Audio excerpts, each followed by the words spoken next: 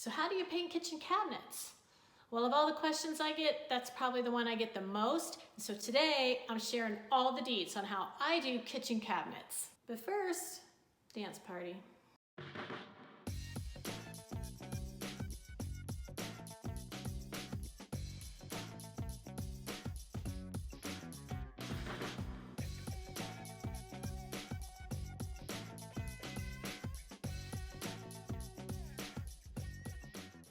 Nailed it. Hey gang, it's the Midlife Girl. I'm over here narrating and navigating my slice of midlife with heart, humor, and shenanigans.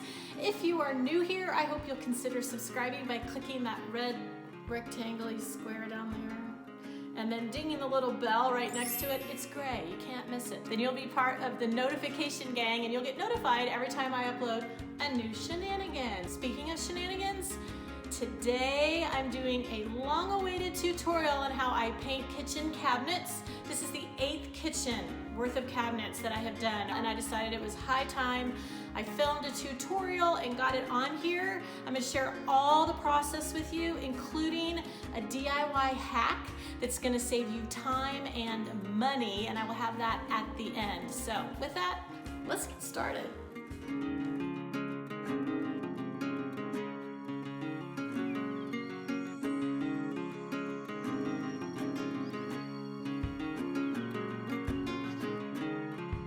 Okay guys, I'm gonna go over all of the different supplies that I use when I paint kitchen cabinets.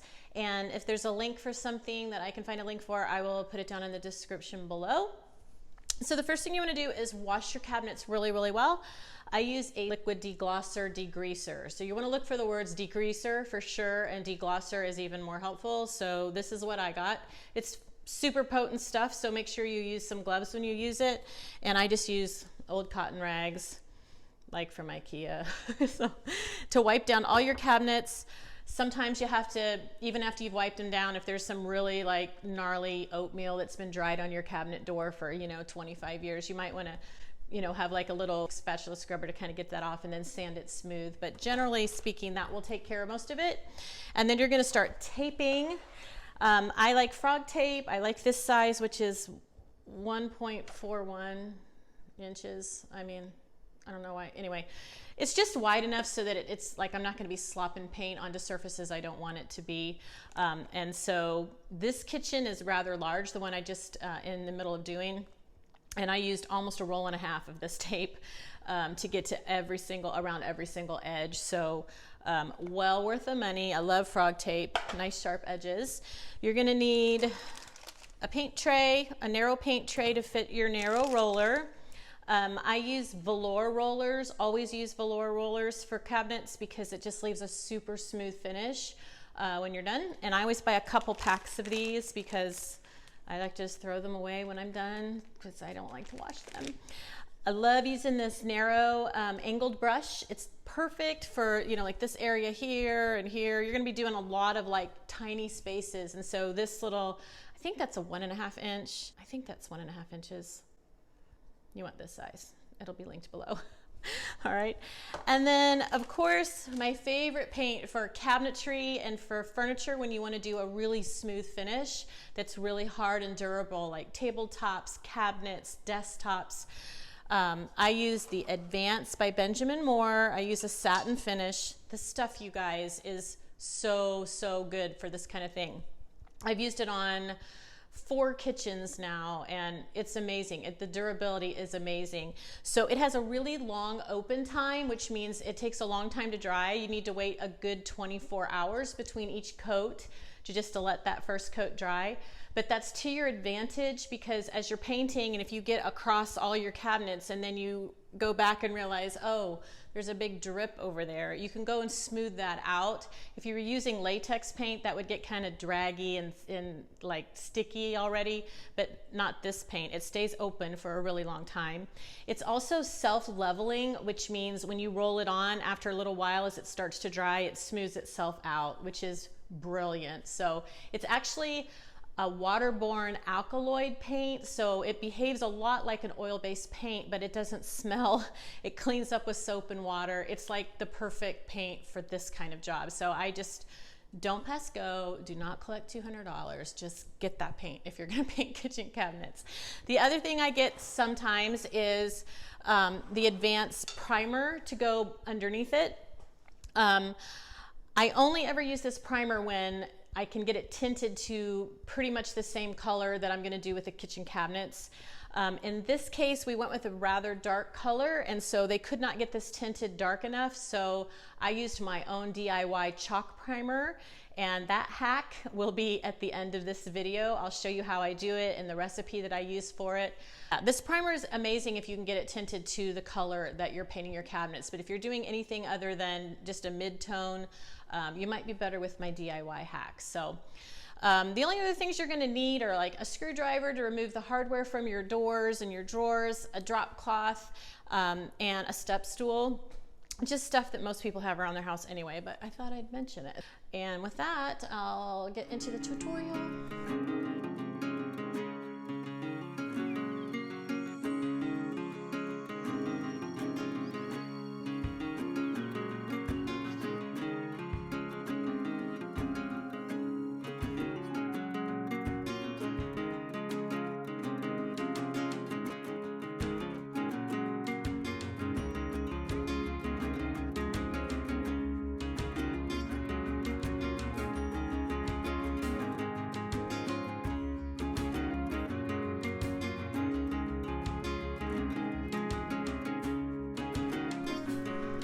Okay, so there is a method to my madness, and there's a progression that I do that I found just kind of keeps my workflow better.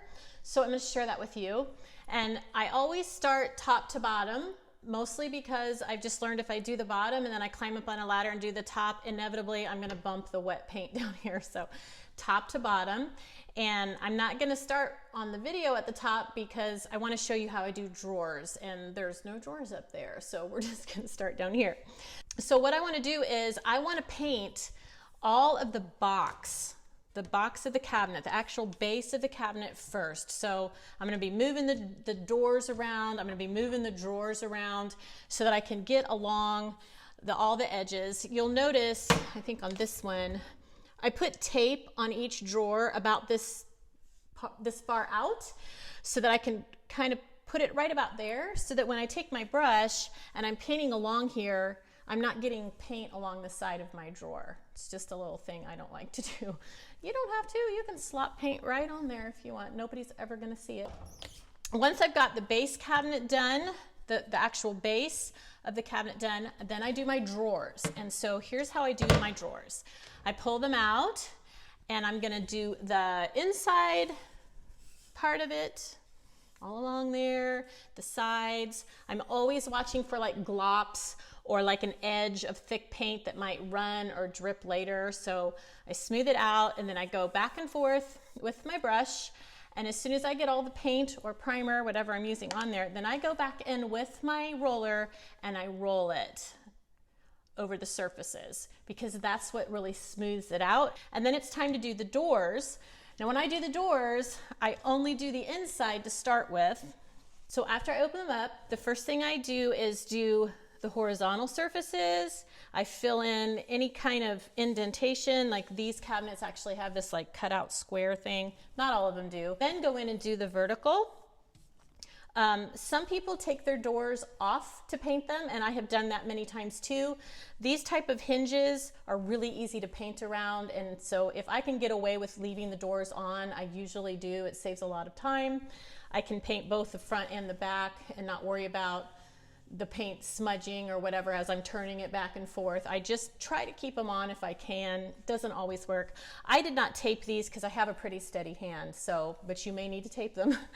So after I finish the backs, I leave them be, and I go and work my way around the kitchen, and then by the time I get back around here, the primer's usually dry or the paint is usually dry enough that I can then gently move it this way and do the same on the front. So on these cabinets, the first thing I would do is go around this edge, this cutout edge, make sure I'm filling in paint evenly into these corners. I do the horizontal surfaces, and then I go in and do the vertical surfaces, fill it all in, and then I take my roller and go over it all with the roller to smooth it out and give it that really nice smooth surface. So that is the method that I use. These are dry, by the way. So the last surface I ever do is the fronts of the cabinets, and that's what's going to show the most. So that's where I take my time at the very end to make sure all the fronts are looking really fabulous. Okay guys, I'm going to share with you, as I promised, my favorite DIY hack. If they can't get your primer tinted to a color that's pretty close to what your final cabinet color is going to be, this is what you want to do. So let me share with you what you're going to need. So you're going to first of all need calcium carbonate. Links will be below. This lasts me a good long while. You need a little bit of warm water, and then I use a sample paint. You can use any paint as long as it's like flat or matte paint works best. I have done it with regular satin paint. I just like the results better as a primer when I'm using a flat paint. And one of the things I love to do is go to Sherwin-Williams and get their colors to go quart size, because they're like $6 to $8 depending on if they're on sale. And they can color match it for you if you're not actually using a Sherwin-Williams color. We actually are. So other than that, you just need something to mix it in. I usually mix my calcium carbonate little mixture with the warm water in one of these and then pour it in and then pour my paint in and mix it up. And so the recipe I'm going to try to put on the screen: 3 level tablespoons of the calcium carbonate to 2 tablespoons of warm water, and you're going to whisk that together. Just make sure it's really smooth and mixed in, and then you add that to 1 cup of paint, and that's usually enough for a piece of furniture. But when you're doing a whole kitchen, you're probably going to want to do a full one of these, which is like 3.5 cups. So that is what I have done. This first coat on the cabinets is my DIY chalk primer, and I'm getting ready to start actually in with the advanced paint.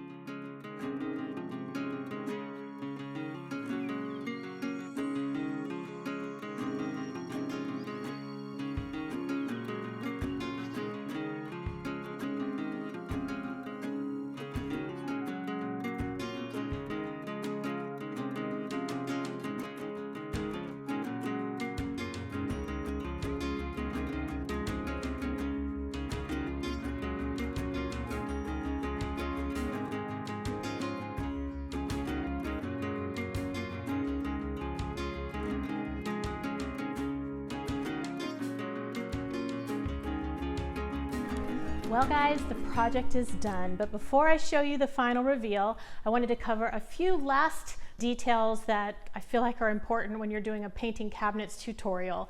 So the first is, of course, the paint color. We use Sherwin-Williams Riverway, which is a lovely blue with some heavy green undertone to it. The other thing I wanted to mention was how much paint I actually used. So it took about just less than ½ a gallon, almost 2 of those quarts of the sample Sherwin-Williams paint that I made into the DIY chalk primer. Almost ½ a gallon for that, and about ½ a gallon of the Benjamin Moore advanced paint that we did have color matched into that Riverway color. So after I did 1 coat of primer over everything, I did another full coat of paint, and then I did a 2nd coat of paint only on the fronts of the cabinets and the fronts of the drawers, because I said in the tutorial, that's what you see the most, and that's where I wanted to lay on the most paint for the most durability. So the drawer fronts and the cabinet fronts got 2 coats of paint over the primer, but the boxes and the backs of the cabinet doors just had the 1 coat of paint with the primer below it. And then as far as how long this project took me, like I said, I've done about 8 or 9 kitchens in my lifetime, so I've gotten pretty good at doing this. I set aside a whole week for this project. Now, I was not over here every single day, but there were a good 5 days that I was here for about 6 or 7 hours. Of course, I was also setting up and doing video recording and doing all the YouTube things, and which took a little bit of time too. But for the most part, I would plan a whole week. Like I said, once you put that first coat of actual advanced paint on, you need to wait a whole 24 hours before you go in with a 2nd coat or even a 3rd coat. About 3rd coats, I generally don't need to do them when I'm using advanced paint, and I've had my DIY chalk primer made to match the color of paint I'm using. But if you are going over very dark cabinets with white paint or light gray or light blue, Or if your cabinets are already a very light color and you're going with a really dark color, it may actually take you 3 coats of paint. That last coat of paint is pretty easy, so don't let that scare you. I would still give yourself a good week or so for this project. And now I'm ready to show you some afters.